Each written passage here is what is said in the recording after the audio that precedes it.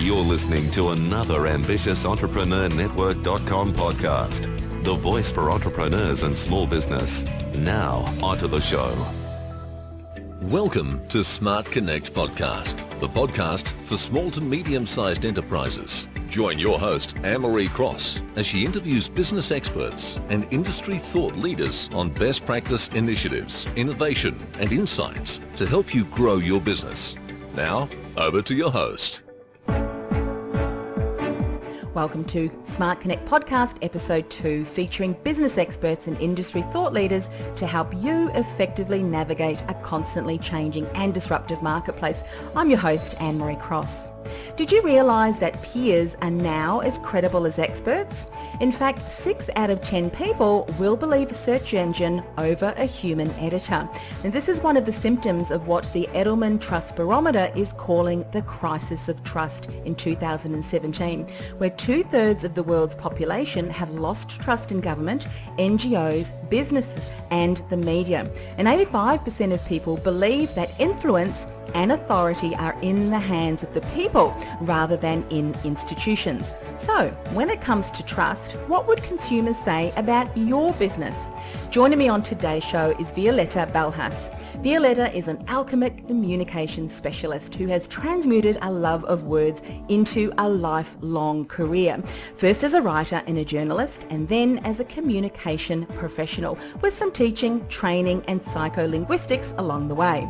The communications umbrella is vast, and Violeta likes to play under all of it, but particularly in external communications, which most often these days means content and marketing communications. She combines hippie sensibilities, which is communication in connection, or is connection, with punk execution. Sometimes you need to destroy the joint, and always aims for meaningful communications that engages people, drives action, underpins branding, and establishes trust and longevity. On today's show, Violeta is going to share why content marketing is the only marketing that's left. And Seth Godin said that, I believe, the single key to successful content marketing, as well as 3 ways to ensure success with your content marketing. So welcome to the show, Violeta.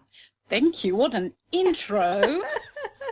Well, that's all from the information that you shared, and this is something that I know that you're really passionate about, and we could really see that coming through from your bio and a little bit of information about you. When we look at the Edelman Trust Barometer calling the crisis of trust in 2017, I'm sure there are a number of different things we need to implement straight away in our businesses to ensure that we are not losing trust by things that we do and things that we're not doing. Oh, absolutely. Trust is key. You know, it used to be that once upon a time we believed that all we had to do was have a good service, have a good product, and that would be enough. But it's not anymore. We are living in a world where the marketplace is really sophisticated. People are sophisticated, and they actually expect so much more from their businesses, from their governments, from their organizations, from everyone. Yeah. And it's all about building that trust.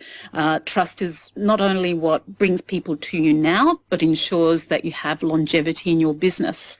And how you gain that trust is really a question for the ages, more than ever before, particularly given the state of trust in the world right now. And I think with that state of trust and building trust, it's also very important to maintain that trust. And as you would know, I'm sure you've got lots of horror stories about where organisations, through things they said, shared, whatever, as part of their communications, whether it was planned or unplanned, because they didn't have a clear strategy, their trust just disappeared overnight. So, you know, we need to be cautious in everything that we continue to communicate, but especially in what we are communicating. I wanted to share just briefly with listeners today about something that you shared, and we're going to dive into really where you love to contribute and what you're an expert at, and that's content marketing. And you said, although it takes 12 to 18 months for content marketing to work, it really is worth it. Traffic growth for content marketing leaders is almost 8 times that of followers, and that's not all. While content marketing costs 62% less than outbound marketing, it generates more than 3 times as many leads. I mean, if that doesn't emphasize why businesses today need to seriously consider the content that they're creating and obviously sharing, I mean, I don't know what would. Yeah, well, look, it's huge, and it's, we're seeing now a situation where people are actually jumping on the content marketing bandwagon. But the thing about content marketing is that you can't really, if it's going to have these amazing results, which it can have, and it does have, it can't just be any content anytime. It needs to be very focused, and you need to approach it in a really, really, I guess, considered way, and a very holistic way, so that you know exactly what you're doing, what your clients, what your market expects from you, and also what it's going to bring for you, what commercial outcomes it's going to have for your business. But it's worth it. Definitely can transform your business, and it can actually transform people's lives. Yeah. It's that powerful. Oh, it certainly is. And I certainly agree with you when you said it has to have substance. I know a number of organisations have sadly gone, okay, content marketing, let's just put anything and everything out there and really get a message out. But unfortunately, through not having a strategy, and we're going to dive into it in much more depth in a moment about what it really means, what is quality content to ensure success. But how many times I've gone online to search for something, I dive into an article or follow a link, and it's like, what?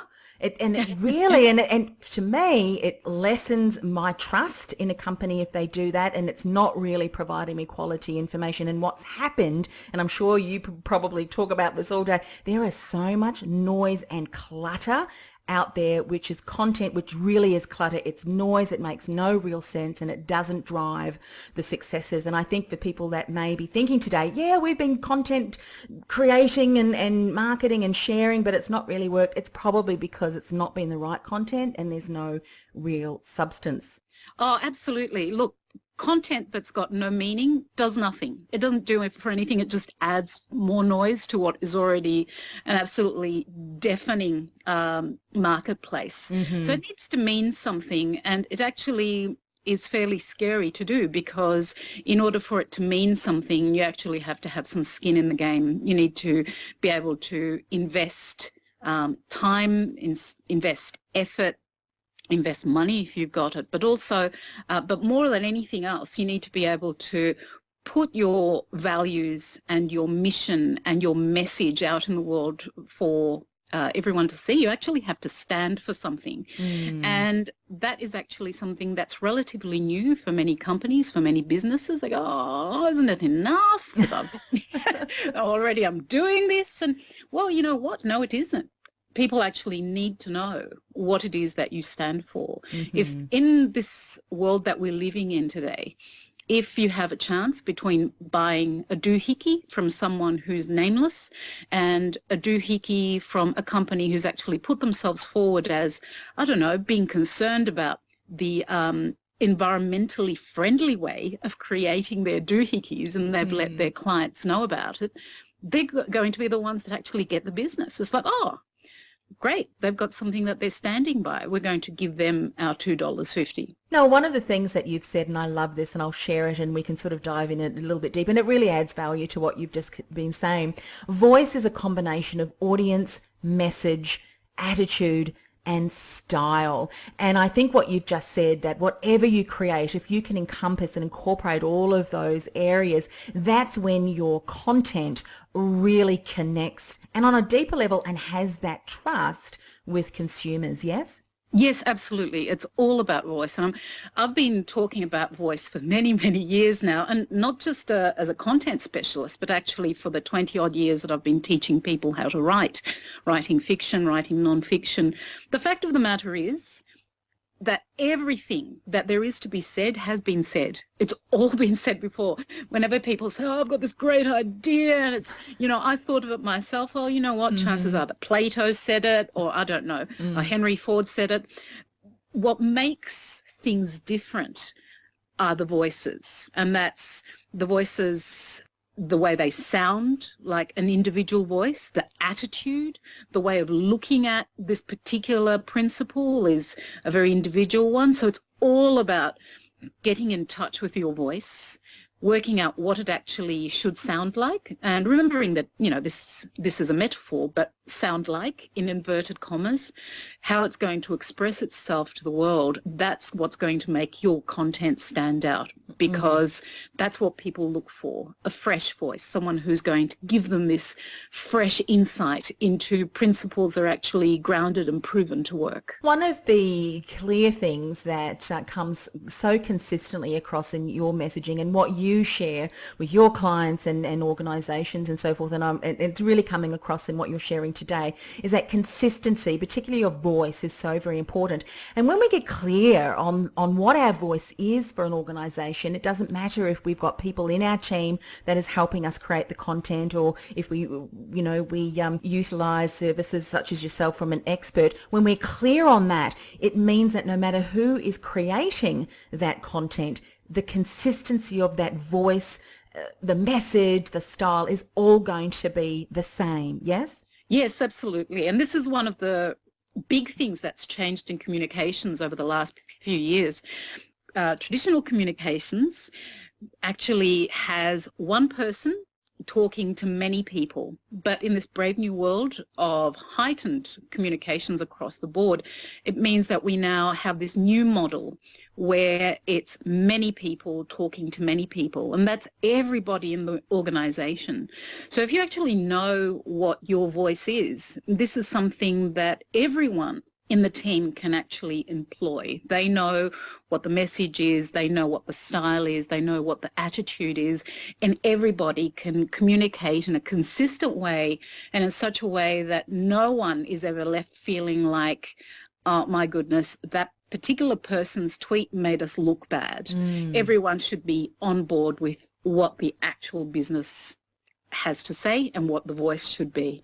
Content is virtually anything that your market or your clients experience when they come to your website, if that's your main mode of communication.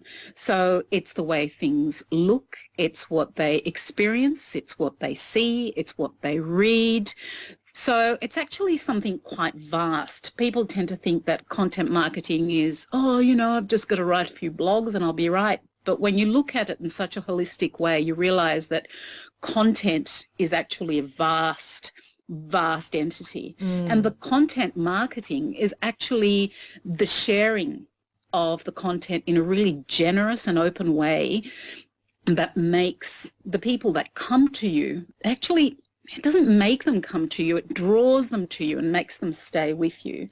And I think there's several reasons why Seth Godin said what he did, but across the board, the statistics are very clear that while content marketing isn't the only marketing, it's certainly the most efficient one when it's done well. So it doesn't actually take the place of other marketing, but it certainly makes it work a lot harder. It brings in more customers or clients, keeps them engaged. It means they're with you for the long haul. It also means that for every piece of content you create, you know that it's going to last a lot longer. So it's not as transient as other kinds of marketing. And of course, you're able to have better targeting and a wider reach.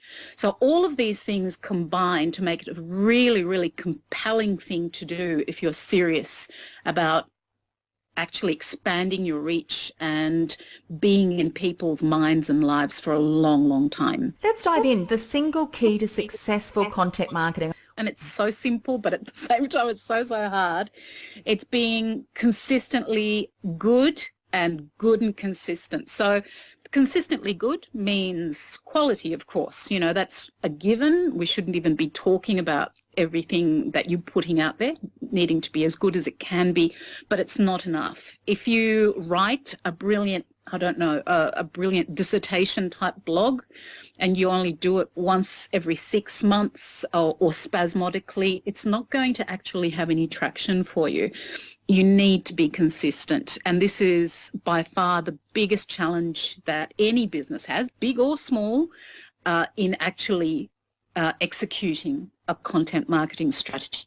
It's that consistency. So if you're going to have that consistency, you're going to have to actually do some things that are going to ensure that it happens. When you talk about consistency and having a strategy, I would imagine that when done well, you've got your team members, or you've hired someone as yourself, an expert to be part of the team, you're really continuing to create ahead of time so that you know if you're posting on a weekly basis or a bi-weekly or a monthly, that consistent time schedule is always followed, yes? Yes, absolutely. Amongst all the things to be consistent with, that is right up there, that you are consistently posting, once you decide how often you're going to actually publish your content, that you stick to it, come hell or high water, and consistency in other ways as well. We mentioned voice earlier, making sure that the voice is consistent, that you are on message all the time, that everything that you put out there actually winds back in some way to what you actually stand for and you've got to share with the world. So consistency in every way, but that with the publishing is absolute key. Yeah. I believe that one of the key ways to lose trust is to say to your audience, to your consumers, that here is our production or our publication schedule, and then to break that, because it kind of seeds in the minds of the consumer. If that is broken, I wonder what other things they're not able to keep up. Oh yes, it's a very subtle but powerful message. You go, okay, well, you've led me down this path, you've got me, and now you've let me down. It's one of those unwritten contracts that you shouldn't break. Yeah. Look, we're going to talk about 3 ways to ensure success with your content marketing, and some of them may be the things that we've spoken about already today, but I think they're so important it needs to be reiterated. So let's talk about the first way that ensures our success with the content marketing that we're doing. Okay, all right. Well, look, because it all harks back to being consistent, the 3 ways to do this are based on being consistent. So the first way is to pick one thing and do it really, really well. And look, it's incredibly tempting to see everything that you can do with content, whether it's podcasting or whether it's videos or whether it's blogging or whether it's some other wonderful thing that you can do. It's very tempting to actually go holus bolus and I'm going to do all of it, but that never lasts. You're far better off picking the one thing that you can do absolutely brilliantly well and do it brilliantly well. So that would be step 1, pick your one thing. And that's actually true whether you are an entrepreneur and there's just one of you, or whether you are a big business just venturing forth into content marketing. Pick the one thing and do it well, and do it consistently well for that minimum 12 to 18 months, and then you can reassess and see whether that's working, and you can add something else, other strings to your bow. But doing that one thing and doing it well is absolutely the best way that you can start and ensure that consistency. Fantastic. So what would be the second way? Okay, the second way is to focus on what some people call core content, but there's actually other words for it as well, such as foundation content. And look, what core content is a big piece of content. It's huge, okay? So a piece of core content would deal with topics rather than, say, ideas for articles or ideas for blogs or podcasts. It contains all your big ideas. It contains research, whether it's primary or secondary, thought leadership, your vision, your mission, and you've got this big piece of content that you can do 2 things with. You can either convert it into a white paper and share that via, some sort of gated system where people actually sign up to access it. But the other thing you can do that's far more important is create what's called derivative assets from it. So you have got something that's big enough to be an ebook or something like that, and you actually pull bits out of it to create your podcasts, to create your blogs, to create your slide shares. So these are all derivative assets. And the way you do that the way you create something is by making it really, really, really specific. So supposing that you have got a big white paper, or that I have a big white paper about content marketing, and it contains the sum of my knowledge about content marketing, what I would do is look at it and go, gee, I've got a little paragraph there about the persona, okay? I'm going to pull that paragraph out and I'm going to expand on it. I'm going to make it really specific and I'm going to expand on it. So I'll pull out the bit that says personas are really key for creating an engaging voice, and I will expand on that. And that's going to be then a derivative asset. So what I've actually done is I haven't had to rack my brain for ideas for something that I can publish this week. It's already there. So if actually you take the time to create a piece of core content, it does take some time, it takes some effort, it takes some investment of some sort. It actually means that you have got a really huge asset. You can always be mining it for derivative assets, which is what you publish regularly. And you've also got the entire foundation for your planning, which is the third way that you can ensure success in your content marketing. Planning. Let's dive into that. Okay, well, the third way is to have an editorial calendar or some sort of other planning tool, but I prefer an editorial calendar. Now, any editor of any publication lives and breathes and dies by the editorial calendar. You have to have an editorial calendar if you're going to actually have that level of consistency. That means you sit down and you actually decide what it is that you're going to be doing for the next 6 to 12 months. The further ahead, the better. And in journalism, it's a bit of a joke that you've got people in Australia here, for example, you've got people in the heat of summer. So around about this time of year, they're actually thinking about what they're going to be publishing 6 months on, so say in the middle of winter. So you'll have someone like the Women's Weekly cookery team are going to be going, oh, okay, so we need to start thinking about comforting, warming foods for winter, and they're going to be going, oh, it's so hot. But yes, they have to be thinking ahead, 6 months ahead to what they're going to be publishing. Using that same principle, that's what you should be doing as well. So a little bit of planning, no matter how keen you are to get into your content marketing, and I do hope that you're keen because you should be, all these wonderful benefits, just hold back for a little while, long enough to actually get a calendar. And your calendar should have a mixture of things that you can share with people. So there's a lot of focus now on evergreen content, which is content that never actually goes out of, I was going to say out of style, but actually it means becomes irrelevant. But you should still have a little bit of flexibility to allow for things that happen in the world that you would like to address. And this is particularly relevant if you are looking to establish yourself as some sort of thought leader in your field. You should always be flexible enough to allow that, hey, this has happened in the news and I would really, really like to address it. And people will really stick with you then, because you are not only providing them with those long-term consistent, universal principles, but also the timely, right now information that they're really craving. Absolutely.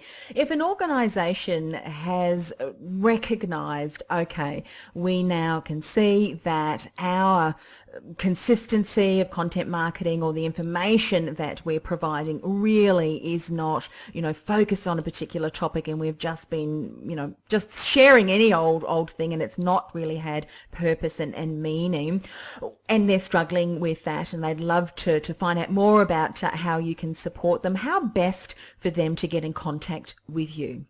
Well, they can give me a ring, which is quite easy to do. I prefer to speak to people on the phone. Otherwise, they can send me an email, which is Violeta, Violeta, @violetabalhas.com. Easy peasy. And then we'll have a chat. Fantastic. Thank you so much for coming on the show, Violeta. I know that many organisations realise and recognise, because they've heard that content marketing is so very important, and really thank you for sharing your insights a little bit more into certainly what is quality content and what's really going to work for our business.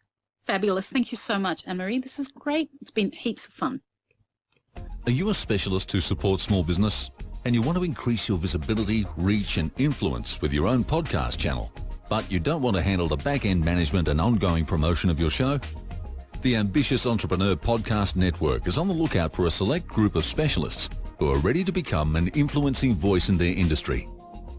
So if you're an aspiring podcast host, or if you have an existing business-focused podcast and you're looking for ways to increase your exposure, reach and results by leveraging our podcast network platform, let's talk.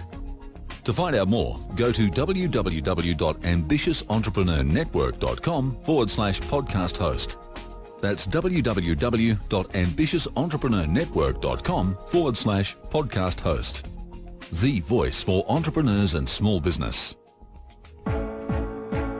Well, that brings us to the end of another show, and as previously, I know you've taken lots of notes, and please do reach out to Violeta if you're struggling with your content marketing or you want to take that to the next level. Also, if you do want to connect with Australia's foremost collective of business experts and industry thought leaders for small to medium-sized businesses, go to www.ssba.net.au. That's ssba.net.au.